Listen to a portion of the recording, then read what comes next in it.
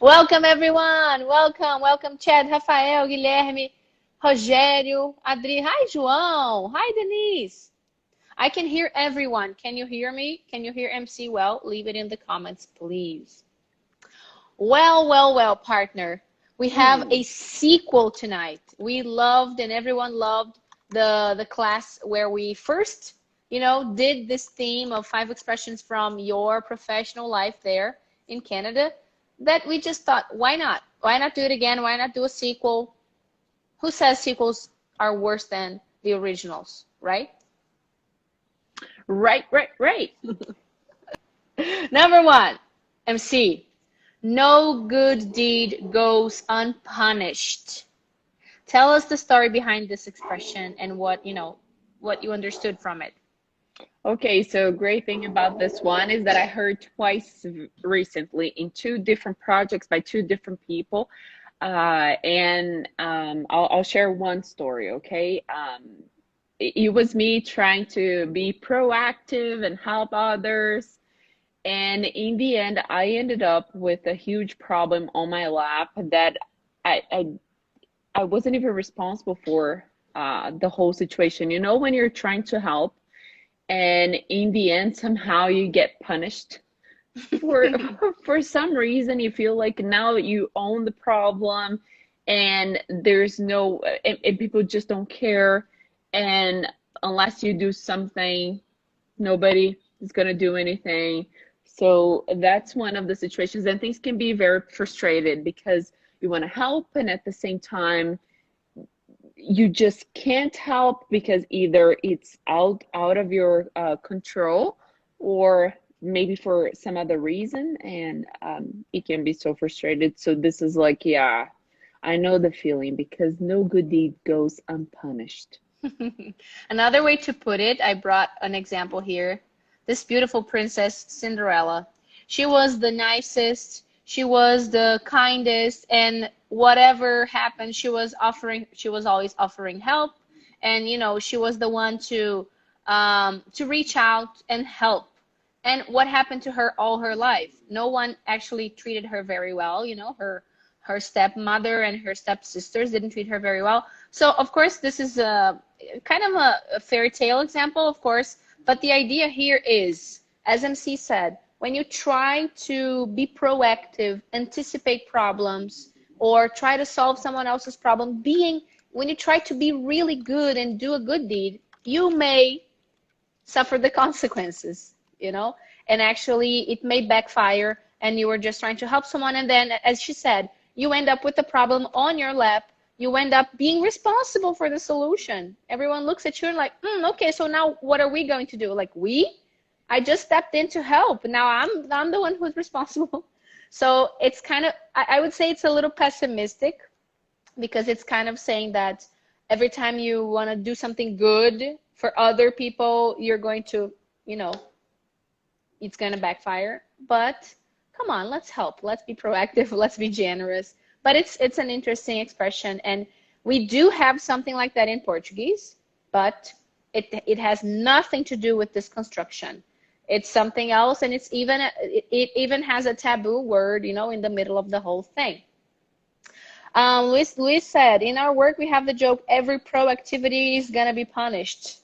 Ah, okay. When you are proactive, you're going to be punished. Wow, you just changed the good deed for proactivity. I like that. That turns the expression into something even more professional, right? Hi, Patrick, Eduardo, Marcos, Rosane, Neura, Harley, our student. Welcome, everyone. Come on in, join us. And please, now I have a request for you. Think of a situation where your good deed backfired. I gotta say that, when out of the workplace situation, but something I feel everyone will relate to. When someone, a friend of yours, breaks up with a girlfriend, a boyfriend, or gets a Oh, that's a divorce, great example. and then you you go and you try to help and you try to comfort them and you say, you know what, you're happier, as you are, you're better off without him, without her, because she was this or this or this or that. And and then 2 days later they get back together, and you're the mean one that never actually approved of the relationship. So, you try to meddle, you try to get into places that you're not really, supposed to be, then it backfires. How about you guys? I want to see your examples too of situations where you could say no good deed goes unpunished. Did that happen to you already when you're trying to to go for a good deed and in the end it's on you, or like Renata is saying here, it backfired? Yeah. We want to hear your stories as well because I'm sure I'm not alone. Yeah, leave it in the comments while you're thinking, because this one is a little bit harder to think of the whole situation. It takes a little while. So let's just go back to the name, to the whole expression, and it's a sentence. It's like a saying. No good deed goes unpunished. So how do you use this? At the end, hi Arthur. At the end of whatever you're saying, the conversation, or like MC, let's suppose she comes to me and she says, you know what? I was going to help people at work. You know what? It just backfired. Now it's all on me. Now I'm responsible for the whole thing. And then I can just tell her, or she can just come to the conclusion, yeah, no good deed goes unpunished. It's kind of the lesson at the end, the lesson to be taken, which lesson did you learn from this whole experience? That's pretty much how to use it. And I have to be honest, like 100 examples because I do that all the time. And You're there's a even very a joke. good person. Well, no, well, let's hope for that. But anyway, sometimes I just want to help, and I try to see holistically things. And in the end, I'm trying to give people the best advice possible and maybe bring to surface problems that are hidden somehow. And in the end, it's like, okay, now it's on you to solve that for me. And I'm like, no, I'm just highlighting things for you because I want to help you. But now you go and you try to solve the thing, Yeah, yeah. I feel like it's a very common situation maybe. Like, hi, Julia, welcome, our dear student too coming in. Louise and Denise said, at work, it always happens when I try to help. Maybe you don't have a specific situation, but the feeling. You know the feeling. So when you have that feeling, what are you going to tell yourself? No good deed goes unpunished. That's what you're going to tell yourself when you get that feeling of, why did I do that? Why did I try to help? Why did I offer? Or why did I just meddle? And you know what? In the end, let's go and help. Yeah. Let's do the right thing. Let's do the right thing so you can feel better with yourself. And in the end, you just need to guide people through. Maybe you need to support them a little better, but don't say no to people. Yeah. If you can help. It's just that 1 second we regret being good people, then we complain about it, but we are still going to be good people. For a moment, it feels unfair. It feels unfair for a moment because you don't get the recognition that you were expecting, but that happens. Yeah. We have comments here. Can you see that? Or yeah. Oh, okay. Denise said, and people always call for the one who answers. True. People are going to call for the one they're used to, talking to and getting and seeing that open door. Mainly at the hour when almost everyone went out. Oh, okay. When everyone left already, like 5:45, 6 or 6:45, 7. Yeah. Can't even say anything about that because I'm that person. I'm the person who's like, I know it's late, but can I ask you something? I'm working on something here. I'm but so anyway. sorry. I'm so sorry. It is what it is. We have a message from Louise as well. Oh, I mentioned that. He said he can't remember, but it happens a lot all the time. And Denise is okay. Okay, expression number 2. 5 expressions from MC's professional life in Canada. Expression number 2 is to be uneasy. Yeah. And that is interesting because I don't remember a lot of the conversation. And to be honest, like I said before, we have a WhatsApp chat where as soon as I hear something very interesting, idiomatic expression, something that I want to incorporate in my saying, in my speech as well. What I do is I write it down fast to Renata so I don't forget. And oftentimes I don't write the whole context so I can remember. But this one, I vividly remember that it was about being uncomfortable. But it was a very nice way to say this. You know, instead of just throwing out there, you know, people are not going to feel comfortable with or with that task or having to do something. And then it was a more subtle way, you know, a more polite way to say this, the True. being uncomfortable. Guys, please leave your little like here, hit the heart if you are enjoying the class, to make this class relevant to you, to be notified next time, and of course to help us out also. Yeah, MC, I think you said everything. To be uneasy, even though we think of easy as the opposite of Hard. difficult, Yeah. yeah, hard, but the idea of ease, the noun ease, has a lot to do with being calm, with being comfortable. You know, easy like Sunday morning, easy like Sunday morning. You know, that feeling of being at home and being comfortable. So when you say, instead of saying I don't want to do it, I don't like the idea, I don't feel good about it, I don't feel comfortable, I would say I don't want to do it. Very, very direct, straight to the point, maybe too straight to the point, depending on who you're talking to or what it is about. And then you have I don't feel comfortable doing that or with that idea. And then you have I am uneasy about that. It's a very, very polite, you know, elevated way to say that you are not so sure, that you are not comfortable, that you are afraid, that you are, you know, uncomfortable and not okay. Let's do Yeah. it. And I vividly remember as well that we had, as we were talking about some subject, this moment when I heard that expression, the person who was saying this made kind of a dramatic pause, you know? Mm-hmm. And so to emphasize that it was all about this. This is the main thing about the whole conversation here. So maybe rethink your strategy or maybe rethink your actions, shift your actions or your plan because it's not going to make people are not going to feel comfortable about it. Mm-hmm. Denise, just mentioning, just, you know, going back to a comment, Denise said that she does the same thing as you. She calls people late at work and asks them for favor and sends a cute GIF. Not a GIF, okay, guys? GIF. According to the guy who created them, it's Ah, supposed to be pronounced GIF, sorry, right, too MC? late. Let him know. Too late now. Because it's Okay, gonna be GIF Rafael. forever. Rafael asked the question about the intermediate level. I will leave that question to the end, okay, Rafael? I will respond that because it has a lot to do with what we are doing here today. Okay, we said, just remember last month I was using people from my team that wasn't doing anything. And by doing that, we were advancing a lot when they got other activities to do. I'm not sure I understand. What you continue? Oh, he's still writing the story. Okay. Hi, Deborah. Hi, Bia. Guys, what about this expression here, to be uneasy? MC, if you can follow the comments, I think they are a little too fast for me. Rafael Whoa, wrote, I am whoa, whoa. uneasy, uncomfortable, afraid. Yes, especially, Rafael, in more formal situations where you want to be careful with the words you are using. The, uh, Yeah.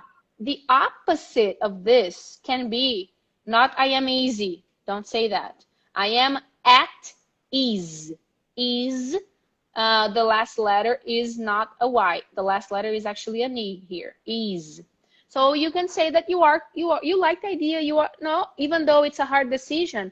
I am at ease, you know, with my decision. I am comfortable with what I have to decide, even though it's something hard to do. So just one more extra bonus expression Oh, for you. before we have a comment here from Neoda. Hi, Neoda.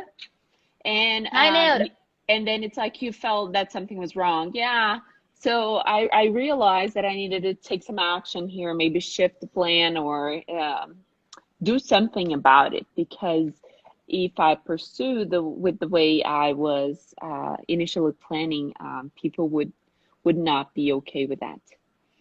And So she, then we have, oh, sorry. Go ahead. yeah, I felt uneasy about, oh, not I.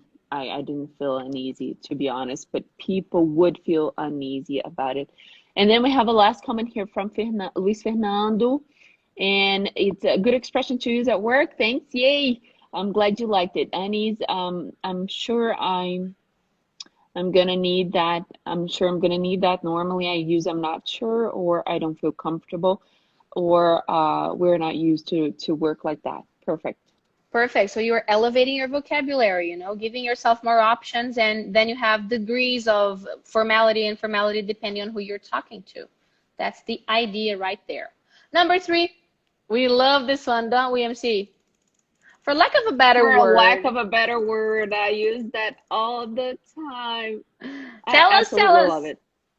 spill it. Oh, yeah, when you're trying to find the best expression just so people can really understand what you're trying to say and the message behind it, especially if you're, let's say you're being ironic or you want to, I don't know, you don't want to sound so obvious. You want to elevate the way you're saying things and you just miss one expression, a word, so then, just so you can continue and move on, so people understand that maybe that wasn't the best word, you just say, for lack of a better word. So I'm feeling like kind of off today, for lack of a better word, or I don't have a good feeling about that specific project, for lack of a better word. Hmm. Great. That was the example. That was the situation that those are the situation that you use this expression in, right? Like Well, when you I'm trying to wanna. remember because I use that all the time. Yeah, I was saying that it's also common when you really don't remember the word. When you don't know what to say. This could be an elevator. Look, check this out, people of my world, because there are people from Brazil and abroad here with us. People, when you don't know a word and you know that's not the best word to use, you don't know the perfect word for that for that situation, you include an elevated expression that will make the other person forgive you for not knowing the word. Can you see how you trick things there and make you look cool in Yeah, front of but them? you need to say something. Just remember that you need Yes. to say something. Yeah. It's not like I forgot the word, for lack of a better word. No, it's like No. you Let have to me. you have to have the, I The don't know, word an to fit. adjective. Yeah, Yeah, the the word to fit synonym there. or the idea that you wanted to say. For example, what she did was unnecessary, for lack of a better word. Maybe the word unnecessary doesn't describe exactly what I wanted to say, exactly what I meant. Or maybe it's even worse than I meant or more rude, than I intended. But that's the word that I found right now. So what she did was unnecessary, for lack of a better word. So usually you finish the sentence saying, for lack of a better word, or right after you say the word that you didn't know. Another example, it's just that her style doesn't, go with our style, for lack of a better word. So I said style because I could not find anything very specific to reject someone, to say that she doesn't fit the profile, or, I don't want her to be my supplier or my client. I don't know. So it's just that her style doesn't go with ours, for lack of a better word. So if you don't know, if you forgot, if the word just slipped, and you really, it's on the tip of your tongue, but you just can't remember, so that it would be a good expression to use Y- there. Yeah, and Rafael said something really important here. He said, "I got it. That movie was terrible, for lack of a better word." If terrible really translates the way you want to say it, then you don't have to use, for lack of a better word. But let's say you're you're trying to create like a whole context, and maybe terrible is not the word, then you use, for lack of a better word. But if you're firm about terrible, don't use, for lack of a better word. Yeah, I think it's also what Luis said. Is it used for an awkward situation that you can't explain? Also, if you can't find the exact, like MC said, if the movie is not just terrible, it's something else, but the only word that you could find at that moment that explained that got close to what you were trying to say, you say it was terrible for lack of a better word. Yes, because for example, going back to the terrible example, terrible is pretty straightforward. People are gonna understand that it's not worth my time. It's not good. However, we oftentimes we mention something in a way that's very ambiguous, you know, and it's hard for people to understand. Like, I'm not sure if I get what you're trying to say. So if there's a chance that your audience is gonna think about that, like, not sure, like what she means with that by that, then it's time for lack of a better word. Good, true. And also, as I mentioned, I'm going to say it again, when you feel like whatever you say could offend the person, if you know the choice of word is not the best, it could offend the person. So you say it, but you're like, I know this is not the best word, but I couldn't find another. So, for lack of a better word, this is what I have to use right now. So it's always when as MC said, you say something, but you actually wish you had another word in that place, in that Yeah, position. You wish you could find another word, but that you word couldn't. is not truly translating what you're trying to say. And because Hmm. I'm extra dramatic when I, even at work, I tend to use that often because oftentimes I'm all over the place trying to explain something, and that's when I throw, for lack of a better word. Great. Also, if you want to, leave other examples or questions in the comments, you know that you are more than welcome to do so. We keep an eye on the comments. And also, hit the heart, leave us a little like to make this live relevant, and come join us, every week. We have one more word, number 4 out of 5. We have 5 expressions. Now, number 4, two sides of the same coin. Piece of cake. This is easy. Easy like Sunday morning. MC, what do you have to tell us about this expression? Well, two sides of the same coin is something that I've heard many times throughout those years, and I cannot, like, I don't remember exactly the conversation that I was having when I sent that to Renata, but I can give you like a work example. Um, Two subjects may seem totally unrelated, but at the same time, the tricky thing is they are connected in the end.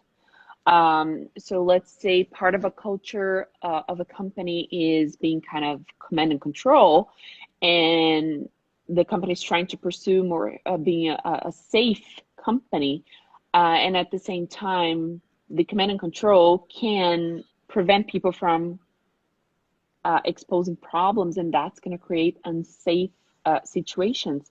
So you know how tricky this is, and at the same time, it's like two sides of the same coin, you know? Yeah, Marco said that we have this expression in Portuguese. Yes, this is one of the rare situations where actually translating word by word is going to work. Don't don't get too happy. That's a very rare event. So be careful not to translate idiomatic expressions from Portuguese into English because it will not work most of the time. I have my own example here also with a, fantastic creature or person. Two sides of the same coin. Great power and great responsibility are two sides of the same coin. If you have seen Spider-Man, if you remember the movie, he says that with great power comes great responsibility. Once he gets his superpowers, he feels like he's responsible for people and for the city, and he has to fight crime. So the same situation demands power and responsibility. You cannot have one without the other. Great power and great responsibilities are two sides of the same coin. They are, as MC said, different things that are connected. They have something in common. So if you look at the situation on the one hand, you see something. On the other hand, you see something else. And the beauty of Listen, using and using right those idiomatic expressions is because language barrier is real, people. It is real and it's out there. So every time we can use like visual aids and idiomatic expressions, it's kind of a glue. It's gonna bring you closer to your audience. So mistakes and little mistakes here and there, we're all gonna make. So let's face it, it's fine. But then you're kind of making sure that your communication is going to come across better. yeah. Can we move on to the last one of the evening? Yeah, before we have a question from Luis here, can I ask how to translate a Portuguese expression when we want to say fui lá e também aproveitei para fazer isso e aqui? So, not sure I got it. Yeah, I think he wants to find a correspondence. Can we respond that to you by direct message, Luis? I think it works better. Send a DM to us. We can help you out with that, all right? But remember, we don't always have the exact translation to the feeling that we want. It might be a little bit different from what you were expecting, okay? Layla said, rights and duties are two sides of the same coin. Perfect, Layla. If everyone knew that, I think we would have a better world where people don't only demand their rights, but they also know that they have duties. And Okay. then Rafael is saying a real struggle here. My biggest problem is to turn those expressions into active vocabulary. You're not alone. Let's hold hands here right now. Because to Yes. be honest, out of the 5 expressions here, I said that I use a lot the two sides of the same coin is not something that I use a lot. It's something that I hear and I can immediately think, oh my God, I should have said that before, or something like that. But for lack of a better word, I use it all the time. So I incorporated that as I was trying to pay attention and moving to the next step. So we work with that. Yeah. That's how we roll. Yeah. And another expression like being uneasy, it's something that I don't use. It's not part of my active vocabulary. It's part of something that I heard and I understand, and I like it, and I wish I could. I say that often, but I still don't. So keep an eye on that. It's part of the journey. Yeah, we will always have more active, less active vocabulary than passive in any language. We don't know and we don't use as many words as we know, as we understand. It's normal. But we can, actually, we know when we talk about that, every now and then we talk about how to acquire that vocabulary, how to transform that into something active. Maybe we could bring that into one of the live lessons, or maybe even a longer class or a shorter class, to be posted on YouTube. I'm not sure if we have posted that. I talk a lot about that, but with our students and in events. But I'm not sure that I'm not sure if I have done that here. I will take a look. If I have, I will repost the class. Okay. Let's move Perfect. on to the last one, number 5. Out to lunch. It is not what you are thinking. The It's not first what you time think. I heard that, I remember, and it was like maybe 2 years ago, and I heard that in from a colleague from corporate affairs, and she was trying to confirm her thinking with me, and she was like, well, but to be honest, I might be out to lunch. And I was caught by surprise, but when she said that, because I was trying to understand, and I was like, you're what, out to lunch? And But you're here then with me. yeah, and I remember she laughed because it's like, okay, I know English is her second language, so she's not gonna be familiar with that expression. So let me explain to her. So being out to lunch is like maybe I'm saying something completely out or completely off or completely out of context. Maybe I misunderstood it completely. That's in the end what it is about, and it's just a nice way to say it, and not another option again for you to elevate your English, and it's sitting on more on the informal side, so Mm-hmm. be aware of that. So I don't use out to lunch if I'm part of a very formal meeting. However, if I'm having conversation on, or even in an email with a person that is close to me, I use that expression. So out to lunch is awesome. And how to use it. It is used as an adjective. Like I am out to Out to lunch. lunch. I Okay. am out to Yeah, lunch. I am out to lunch. So there are two aspects about that expression. When you see how people use it, there is the aspect of I'm sorry momentaneously right now. I think I was not here. You know how the idea would be. We were talking. I got distracted. I understood something completely different from what you said. I'm a little crazy right now. I'm sorry. I think we would say that in Portuguese. No, oh my God, I'm crazy. Forget what I said. I Oh, don't but know there what is I'm no saying. better expression in Portuguese than out to lunch in English. It's amazing. That's true because It's like I am crazy right now. I don't know what I'm doing. I'm sorry. You know, or you, hey, you're out to lunch. Come on. You know, what are you talking about? That's not what I said. But there's also situations where people literally say that someone is out to lunch like as a personality trait. Like, if you don't think, I forgot the sentence. Where is it? I copied, but it's not here. It's something like, look, if you think he's out to lunch, then don't close the deal with him. Don't sign the contract. Something like that. Something like he is crazy. He is eccentric. He's not normal. All right? Normal quotes. But I think the best way to use it at work, as MC mentioned, is the situation of being, you know, like inattentive, and a specific situation where you go like, oh God, I'm sorry, I'm out to lunch here, you know, so sorry. My friend was out to lunch when he said that, you know, forget about it, ignore him. It was just a something, you know, something specific that happened. All right, Luis said, I was really imagining food before the explanation. See, it's not, it's like out to lunch, you know, everyone is here talking, I am out, and then I come back, and then I don't know what's happening, and then I end up making mistakes, I end up getting confused. Yeah, and Uh, oftentimes this is used when you're trying to confirm your thinking, and then you just say, well, this is what I understood from the meeting today, but maybe I'm out to lunch. You know, it's uh-huh. not something that you Oh, say cool, about other cool. person. It can be very rude, so be careful with that. It's like, Yes, yes, true. Renata, you're totally out to lunch. Unless she's your friend, don't do that. It's something that I hear often when we are saying something about ourselves.